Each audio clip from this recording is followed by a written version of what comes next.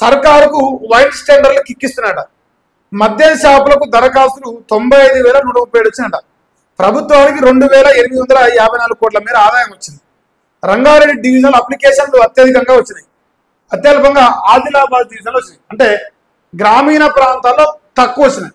వాళ్ళకాడ పైసలు లేవు. ఇంకోటి అంత ఆసక్తి లేదు. హైదరాబాద్లో 1 కోటి జనాభా పైన ఉంది. 1 కోటి దాటింది, ఎప్పుడో దాటిపోయింది 1 కోటి. సో అంతా పబ్లిక్ ఉన్నారు కాబట్టి ఈ రంగారెడ్డి లేదంటే హైదరాబాద్ ఈ 2 ప్రాంతాల నుంచి మేజర్గా ఎక్కువ అప్లికేషన్లు వస్తాయి. ఎందుకంటే మెజారిటీ జనాభా ఈయన ఉంటారు కాబట్టి. అది ఒక వార్త. మరి ఇక్కడ ఒక విషయం రాసుకురావాలి. 27న మద్యం షాపులకు డ్రా తీస్తున్నట. రాష్ట్రంలోని 2,620 మద్యం షాపులకు ఈ నెల 27న వైన్ షాపుల డ్రా తీయనున్నారు.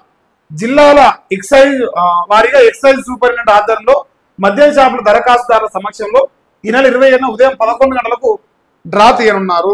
27 తారీఖు రోజు ఇక నీకు వచ్చింది వైన్ షాప్, నాకు వచ్చింది వైన్ షాప్ అని ఇక దేవుళ్ళ కానికి పోయేది, దావతులు చేసేది, వైన్స్ వచ్చిందని మురిచేది, ఎగిరేది, గంతేసేది మొత్తం 27 తారీఖు వరకు పెండింగ్ పెట్టు. ఇప్పుడు ఇక్కడ అబ్జర్వ్ చేస్తే 2,620 వైన్ షాపులు ఉన్నాయి రాష్ట్ర వ్యాప్తంగా. ఇక్కడ అబ్జర్వ్ చేస్తే 2,854 కోట్లు వచ్చింది. అంటే ఆల్మోస్ట్ 1.1 CR వేసుకోవాలి. యావరేజ్గా 1.1 CR. ఒక వైన్ షాప్ పేరు మీద ఈ రాష్ట్ర ప్రభుత్వం 1 కోటి రూపాయలు సంపాదిస్తుంది. ఒక వైన్ షాప్ పేరు మీద జస్ట్ టెండర్లతోని ఆదాయం ఒక వైన్ షాప్ పేరు మీద 1 కోటి రూపాయలు సంపాదిస్తుంది. రాష్ట్ర వ్యాప్తంగా 2,620 అంటే 2,854 కోట్ల రూపాయలు ఆదాయం వచ్చింది. సో ఒకడ ఎక్కువ, ఒకడ తక్కువ, ఒకడ అప్లికేషన్ వచ్చినాయి, ఒకడ రాలేదు, పక్కన పెడితే యావరేజ్ చూసుకుంటే 1 కోటి 10 లక్షలు వేసుకోరి, లేదంటే 1 లక్ష వేసుకోరి. సో 1.1 CR వరకు అయితే ఈజీగా రావచ్చు అని నేను అనుకుంటాను. ఎందుకంటే 2,600 దాటింది కాబట్టి. సో ఇది రేవంత్ రెడ్డి ప్రభుత్వం కేసీఆర్ తాగుబోతులని చేస్తుంది. కేసీఆర్ తాపి చంపుతా ఉండు, విధవరాలను పెంచుతా ఉండు, ఊరూరికి విధవరాలు తయారవుతుంది. నేను మంచోని, నేను విధవరాలను చేస్తాను, నాతో గొప్పోడు లేడు, నాకు ఓటేస్తే ఊర్లల్లా తులసి చెట్లు మొలిపిస్తా, గంజాయి చెట్లు వీకేసి తులసి చెట్లు మొలిపిస్తా అని చెప్పింది.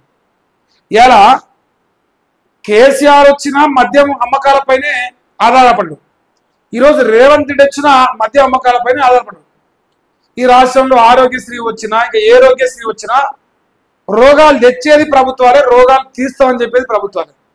ఇక్కడ ప్రభుత్వం వయస్సుల విషయంలో ఇంత గొప్పగా రాసుకుంటుంది. అబ్బా ఏం చెప్తారా, ఇన్ని వయసులా, ఇంత కథ అని మనం అనుకోవాలి. దయచేసి ప్రజలుగా మీరు గమనించాలంటే ఈ దుర్మార్గులు వైన్ షాపుల పేరుతో ప్రజల్ని, పేదోళ్ళని తాపి చంపి ఆ ఆదాయంతో రాష్ట్రాన్ని నడిపిస్తుంది. ఆ వచ్చిన ఆదాయంతో ఇంతకు మించి వీళ్ళు చేసే పత్తిత్తు పని ఏం కనిపిస్తలేదు నాకు. తాపి చంపడమే ఈ లక్ష్యంగా కనిపిస్తుంది. సిగ్గు లేకుండా రాసుకుంటారు. ఇంకా అప్లికేషన్ లెక్క రాసి ఏ జిల్లాల వారీగా ఎక్కడెక్కడ ఎన్ని అప్లికేషన్ వచ్చాయని రాశారు. శంషాబాద్లో వచ్చేసి 8,536, హైదరాబాద్ 3,201. మనకు కావాల్సింది రంగారెడ్డి కదా. రంగారెడ్డి ఎక్కడుందా? సూర్యాపేట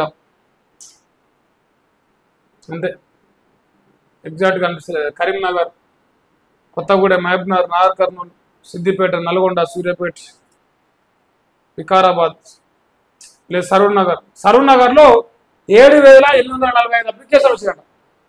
మేజర్గా ఇప్పుడు నాకు కనిపిస్తున్నంత వరకు అయితే శంషాబాద్ ఎక్కువ చూపిస్తారు. మరి ఏదో రంగారెడ్డి అని రాసిరు, మరి ఉమ్మడి జిల్లాల వ్యాప్తంగా ఇచ్చిరా, మరి కొత్త జిల్లాల వారికి ఇచ్చారా తెలియదు. సో ఇది ఒక వార్త. తాగుబోతుల పైసల మీద గొప్ప రాసుకుంటారు. నీ అవ్వ తాగుతారు, జనాలు ఫుల్ తాగుతారు, ఫుల్ ఆదాయం వస్తుంది.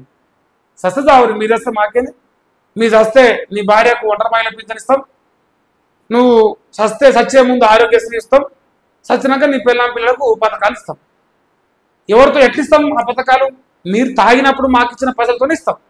లేదంటే మా జూబ్లీస్ ప్యాలెస్ అమ్మి, హెరిటేజ్ షేర్లు అమ్మిస్తామా? అట్లా ఇయ్యం కదా. అది ఒక విషయమే.